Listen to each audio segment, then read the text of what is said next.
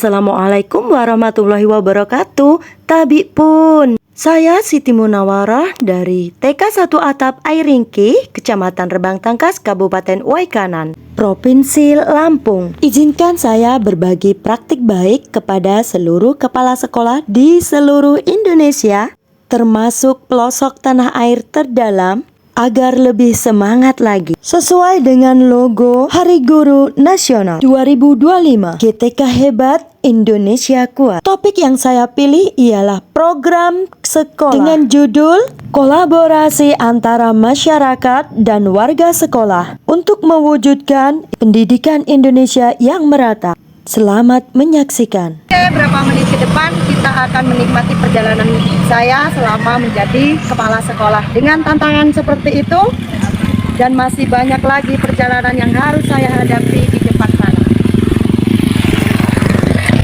TK 1 Atap Airingki, Kecamatan Rebang Tangkas, Kabupaten Waikanan, terletak di wilayah pegunungan berbatasan dengan Sumatera Selatan. Tepatnya Oku Selatan dan Oku Timur, tentunya jauh dari pusat kota. Sekolah kami berdampingan dengan SDN 01 Airingki dan melayani anak-anak dari beberapa dusun sekitar. Sejak tahun 2022 saya diminta untuk menjadi kepala sekolah oleh ketua yayasan.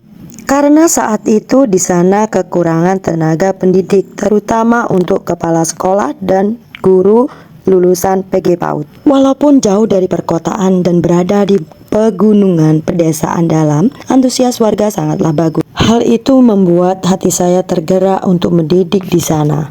Meskipun jarak tempuh dan lingkungan yang sangat menantang bagiku. Dengan pengalaman yang saya miliki, saya yakin saya bisa menjalankan tugas dengan baik.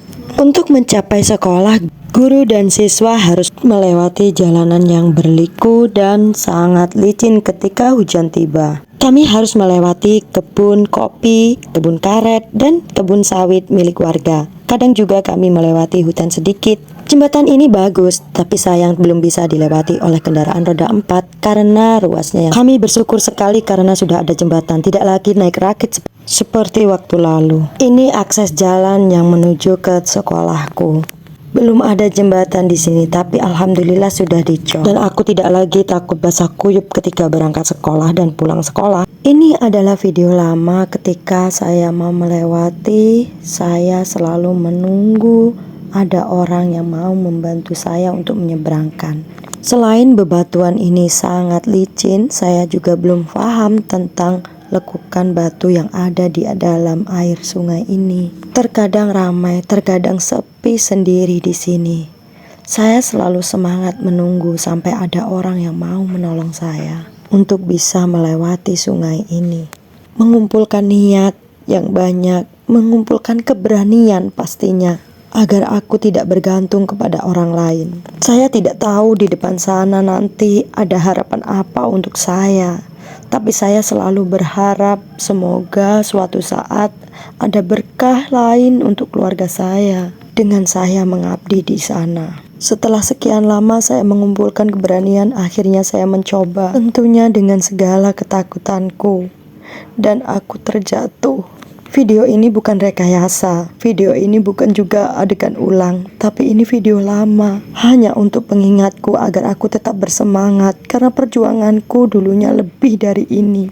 Untung ada anak-anak SD yang melintas di situ dan menolongku. Basah kuyup badanku. Saat itu aku bangkit dan tersenyum. Di dalam hatiku, aku harus semangat lagi, aku harus bisa melewatinya. Sampai suatu saat, aku mampu melaluinya. Jalanan yang saya lalui banyak tanah dan batu-batuan seperti ini. Pada saat hujan ini menjadi sangat licin sekali dan aku harus hati-hati. Ini jalan alternatif lain. Jalannya sudah bagus beberapa kilo, lumayan sudah membuat saya lebih nyaman melewat di sini. Saya melewati di sini karena jembatan di sebelah sana terputus dan sedang dalam perbaikan. Jembatan ini sederhana sekali, tadinya terbuat dari bambu dan kayu sederhana tapi terhanyut bawah arus. Alhamdulillah pemerintah kampung memberikan alokasi dananya untuk pembangunan jembatan tersebut. Semangat gotong royong dari warga sekitar dan warga sekolah sangat membantu keadaan yang ada di sana. Terima kasih kepada masyarakat dan warga sekolah yang telah membantu pembangunan. Untuk mengatasi semua tantangan tersebut, saya berkolaborasi dengan kepala kampung dan aparatur kampung yang ada di Aringki. Dulunya tuh memang tidak ada PAUD waktu itu, jadi saya memang terpanggil untuk membuat PAUD awal-awalnya, sehingga sudah menjadi PAUD seperti itu. Tapi kan memang saya menceritakan sedikit kisah saya kenapa bisa menjadi kepala sekolah TK 1 Atap Aringki ini. Kami saling tukar pikiran dan bercerita tentang perjalanan karir saya. Alhamdulillah kepala kampung mendukung semua kegiatan yang ada di TK 1 Atap Aringki dan serta bersedia mendukung seluruh program yang saya bentuk di TK 1 Atap Aringki. Pulang sekolah adalah waktu yang tepat untuk kita berkolaborasi dengan teman-teman sejawat. Terus memotivasi mereka agar lebih baik lagi. Dukung mereka dalam hal pendidikan dan yang belum mendapatkan S1 untuk mengambil pendidikan S1. Sehingga mereka bisa mendidik anak dengan ilmu yang sesuai dengan usianya. Warga sekolah menyambut baik apa yang menjadi program saya. Ketika hujan turun, ada beberapa anak yang tidak bisa datang ke sekolah karena jarak yang jauh serta keadaan selain memberikan modul ajar secara luring, saya juga memanfaatkan WA Group. Memanfaatkan wifi yang ada di SDN 01 Aringki karena sinyal di sini memang susah sekali, terutama pada saat hujan tiba. Saya juga membuat kelompok pertemuan untuk belajar anak-anak di rumah-rumah warga agar memudahkan untuk mengajari mereka. Guru bisa datang ke rumah warga untuk mengajari anak-anak yang tidak dapat hadir. Hal ini sangat efisien mengingat jarak yang sangat susah untuk dijangkau kalau harus datang jadi satu ke sekolah. Keadaan seperti ini juga pernah saya terapkan pada saat COVID-19 waktu lalu. Kolaborasi tidak berhenti sampai di situ. Saya juga menyampaikan parenting skill melalui pengajian. Kolaborasi dengan tenaga medis agar anak-anak juga mendapatkan pelayanan kesehatan.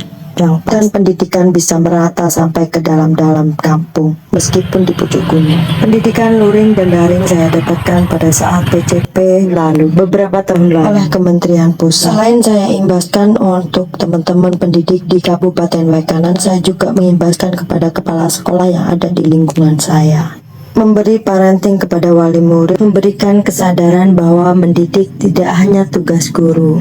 Berkampanye tentang pentingnya pendidikan usia dini pada masyarakat. Sejak saya menjadi kepala sekolah di TK 1 Atap, saya bisa membuktikan bahwa walaupun kita di pedalaman dan butuh waktu 2 jam sampai 3 jam jika keadaan hujan harus putar arah untuk keluar, tapi kami bisa membuktikan mampu untuk bersaing seperti anak-anak di tempat, berani tampil pada event-event keperayaan kampung, kecamatan, serta kabupaten adalah hal yang luar biasa bagi kolaborasi antar masyarakat dan warga sekolah sangat efisien sekali untuk kemajuan pendidikan di seluruh Indonesia. Semangat untuk guru dan tenaga pendidik di seluruh Indonesia. Semangat untuk para pengabdi di luar sana yang seperti saya. Tetap semangat untuk Indonesia Emas 2045.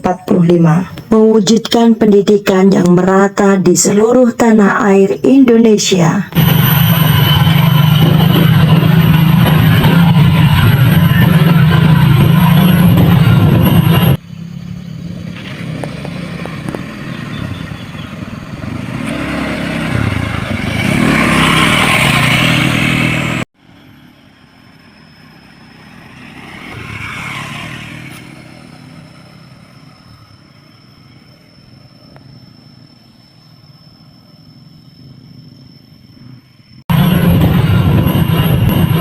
Terima kasih sudah menonton videoku dari awal sampai akhir perjalanan.